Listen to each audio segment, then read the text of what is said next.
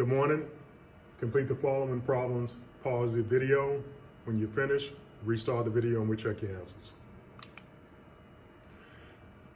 A pizza Hut has a diameter of 12 inches. If the pizza is divided into 8 slices, what is the area of each slice? Round your answer to the nearest whole number. We have a diameter of 12, a radius of 6. Using the formula area equals pi r squared.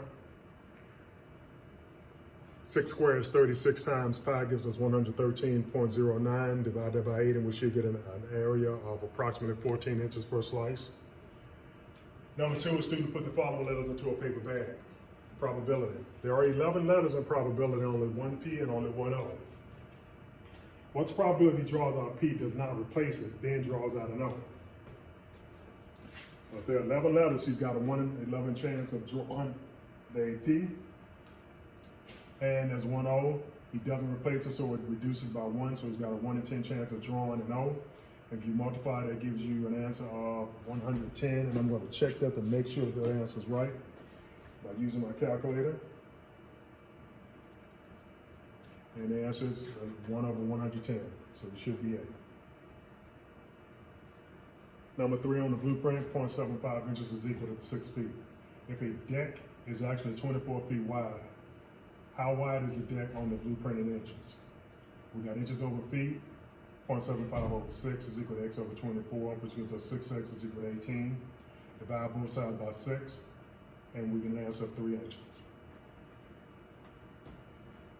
Determine the total distance around the figure. So we're talking about perimeter and circumference. So we have two shapes here. We have a semicircle and we have a rectangle. But remember, one of the sides is missing because it serves as the diameter for the semicircle.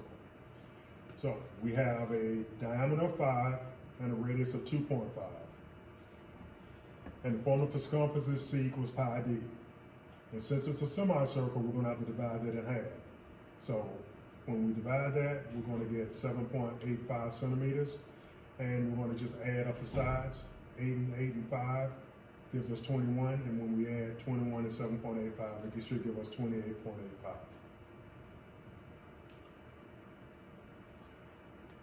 Pause the video and complete the following problems. Restart the video when you have completed the one.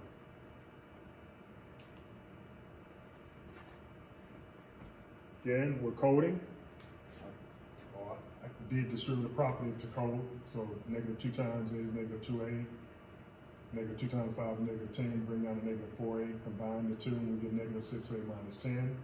Here we have negative 3 times x is negative 3x, negative 3 times 7y is negative 21y, bring down to negative 2x, and the positive 2y. And when we combine them, we should get an answer of negative 5x minus 19y.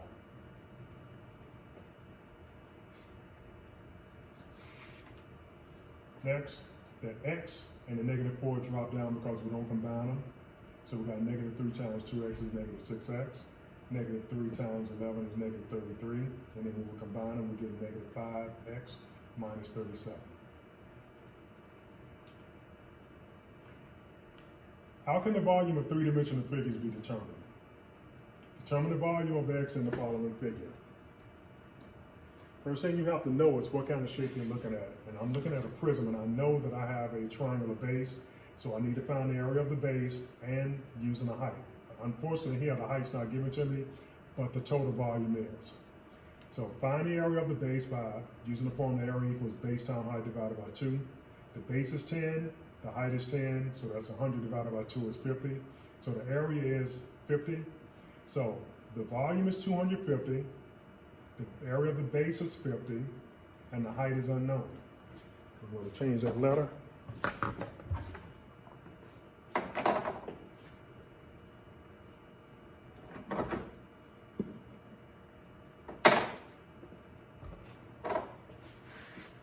So when we divide both sides by 50, we wind up with an answer of 5 centimeters for the height.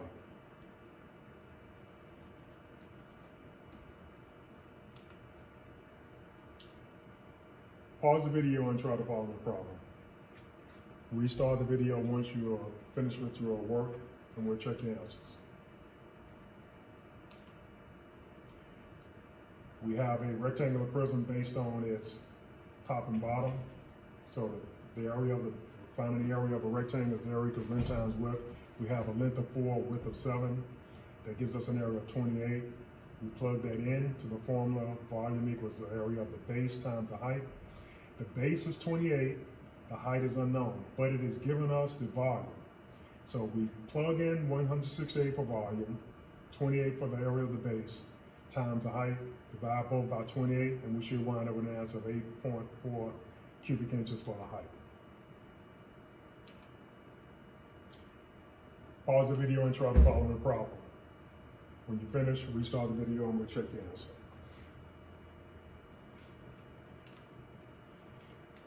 Again, I have a rectangular prism based on the top and the bottom. Formula for this is area equals length times width. So we have 2 times 5, which gives us 10 square meters. Volume equals area of the base times height. It's telling you that the volume is 80, so I plug it in, plug in area of my base times the height, and I divide both sides by 10, and the height should be 8 cubic meters. Now, I want you to go to the bit.ly IXL SA surface area volume and make sure that you're mindful of the capitalization, and make sure that you read carefully to see if it is a surface area volume. Do not log in first.